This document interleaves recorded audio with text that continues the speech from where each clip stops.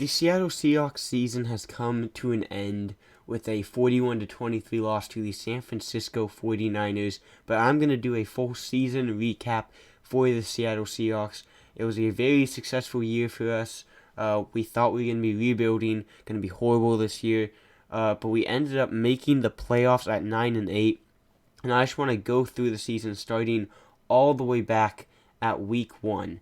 So we're going to go back here. Broncos, Seahawks in week 1.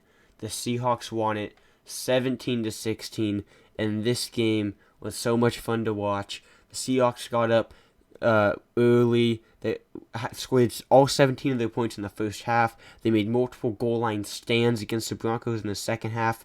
Ended up coming down to a 63, yard field goal that the Broncos missed. Seahawks ended up beating Russell Wilson in the first game of the season after the trade, 17-16. And then they had to go and play the Niners, and they got smacked.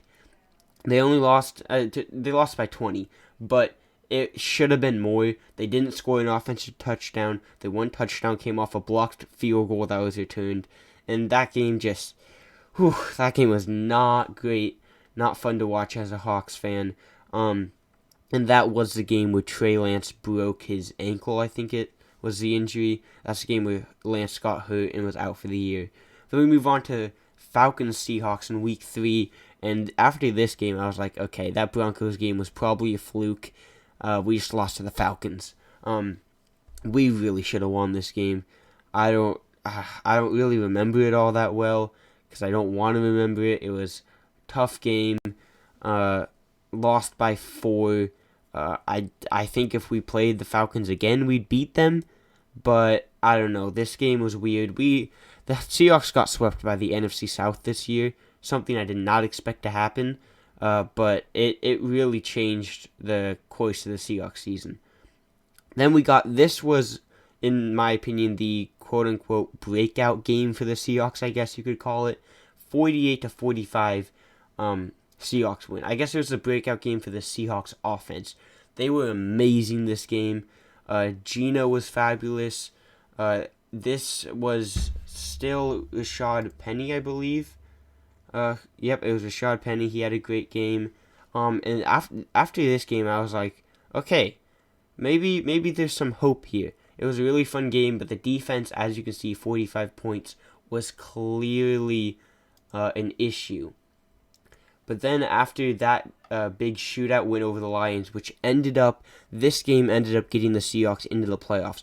They ended 9-8, tied with the 9-8 Lions for the final wildcard spot, and this game gave the tiebreaker to the Seahawks. Then we got Saints-Seahawks, another game that the Seahawks probably should have won, but came up short a touchdown. The defense really struggled in this one. Offense was still clicking. Just a shootout that the Seahawks got down by 2 scores late. They were able to score and make it close again, but it was not enough in the end. And the Saints held on to win 39-32. That was a great game, though. But Taysom Hill smoked the Seahawks that game. Hill went off. And then next week, it was Seahawks-Cardinals. And this was an ugly game, but the Seahawks came out on top 19-9. The Cardinals really aren't good, so the fact that the Seahawks only won by 10 this game, looking back on it, is kind of like yikes. But it's a divisional game. Gotta win those. The Seahawks got their first divisional win here. It was a big one. Brought them back up to 500 at 3-3, and this was the start of the absolute tear they'd go on. Because then they go and play the Chargers. They got off to an early 17-0 lead, and this was Kenneth Walker's breakout game. He had 160-something yards, 2 touchdowns. He had a 74-yard run to ice the game, and the Seahawks went on to beat the Chargers 37-23, and this was kind of the Seahawks, like, we're here to play, guys. Don't mess with us. We are legit. And that moved them up to 4-3, and really beating a real good opponent, which was really nice to see. And then you got the Seahawks-Giants, another big game, big playoff implications. given that these two teams, at the moment and at the end of the season, were both in the playoff race, and they both ended up getting into the playoffs. But this game really could have changed everything. And the Seahawks got the win. It was a huge win. They needed the win, and the defense showed up that week. Held Daniel Jones and Saquon Barkley to just 13 points. Offense threw up 27, got the job done. The Seahawks needed that one. It was a big win. Brought them up to 5-3, and this is when people really started talking, hey, this Seahawks team could be legit. This Seahawks team could actually be good. Maybe Russ was the problem. Maybe Pete actually is the great coach we thought he was. Maybe Geno isn't as bad as we all thought he was. Then you got Seahawks Cardinals. The Seahawks get the job done again to sweep the Cardinals. 4-game win streak, 6-3, first place in the division, feeling great. 31-point performance from the offense. They beat the Cardinals by 10, and man, life was great at this point. 6-3, first in the division. It was awesome, proving everybody wrong. And then it started to go downhill for the Hawks. They play the Bucks in Germany. Got off to a super slow start. Bucks ended up being able to just hang on. The big difference in this game was a red zone fumble from Geno. But this game was still fun to watch. I mean, the crowd in Munich was amazing. The energy just seemed great. But the Seahawks did, unfortunately, end up taking a loss this week, moving them to 6-5. Next week, we got the Raiders taking on the Seahawks. This game was crazy. It was a shootout. Raiders got up early. Seahawks came back, tied it. And then they had the Seahawks had the lead. Josh Jacobs runs and fumbles late in the game when the Raiders were down a touchdown. Jacobs fumbles. Seahawks get the ball. Game should have been over. It was inside 2 minutes. So there's no coach challenge. So the Seahawks couldn't challenge this.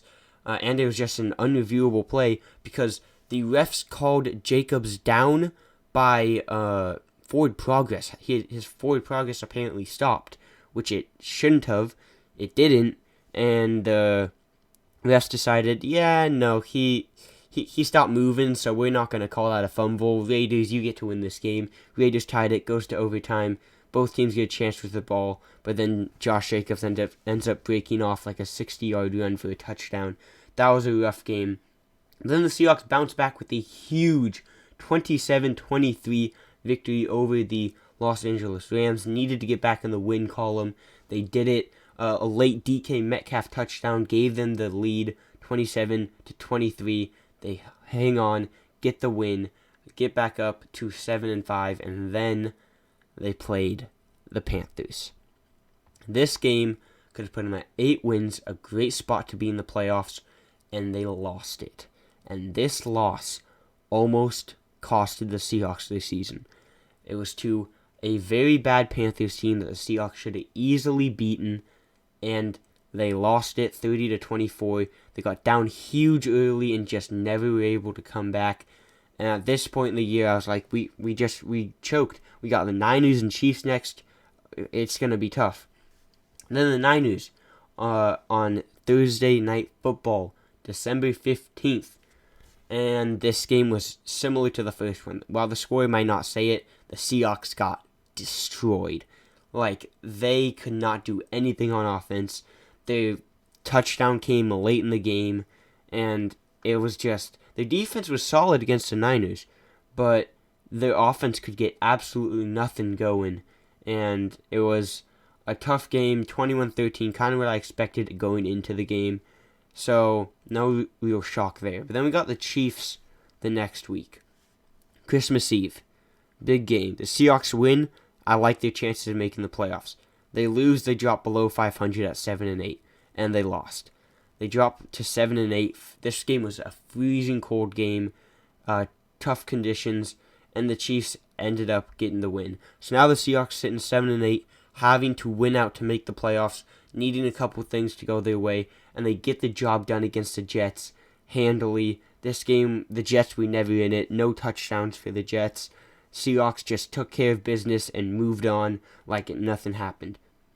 And then we got the Rams game, the last week in the regular season. The Seahawks need to win this game and have the Lions beat the Packers. And the Seahawks almost lost to the Rams. And they ended up winning this game. But it was sketchy. They were down early. They ended up getting a great touchdown pass to Tyler Lockett to tie the game at 13. Then the Rams kicked a field goal, and the Seahawks got nothing going on offense, and it was looking not so hot. And then they were able to drive down, and they got to a 4th and goal scenario. They had 1st and goal at the 1, and they weren't able to punch it in. They lost a couple yards. 4th and goal from the 3. They kicked the field goal to tie the game. And the Rams don't do anything. Seahawks get the ball back right before the end of the quarter. They drive down. A late hit out of bounds on Geno by Jalen Ramsey puts the Seahawks in field goal range for a chance to win the game as time expires and Myers hits the upright. So the game goes to overtime. Seahawks get the ball first, go 3 and out, punt it to the Rams, and Baker Mayfield on 2nd and 10 throws a deep ball that's picked off by Quandre Diggs. The Seahawks get into field goal range, kick their field goal, stay alive, finish the season 9-8, and sit home and wait to see if the Lions can beat the Packers. And the Lions beat the Packers by a score of 20-16 to advance the Seattle Seahawks to the NFL playoffs in a year where they were projected 4 wins. People said they're going to be the worst team in the NFL. People said they're going to be the worst team since the 0-16 Browns. And they made the playoffs and proved everyone wrong. Geno proved everyone wrong. They wrote him off. He didn't write back. Seahawks made the playoffs, and they had to play the 49ers. And the Seahawks had the lead at halftime in this game, 17-16. And then the Niners took their opening drive in the second half for a touchdown. And the Seahawks drove right back down the field. And Geno fumbles in the red zone. Niners pick it up. And from that moment on, the Niners just completely ran away with it. Seattle falls 23-41. But nonetheless, a successful season for the Hawks. A super fun season to watch, be a part of. And the Seahawks have such a bright future. I'm so excited to watch this team's journey over the next couple of years. Hopefully to be back to being Super Bowl contenders in the next couple of years. But overall, great season. Well overperformed. And I can't wait to get back at it this offseason.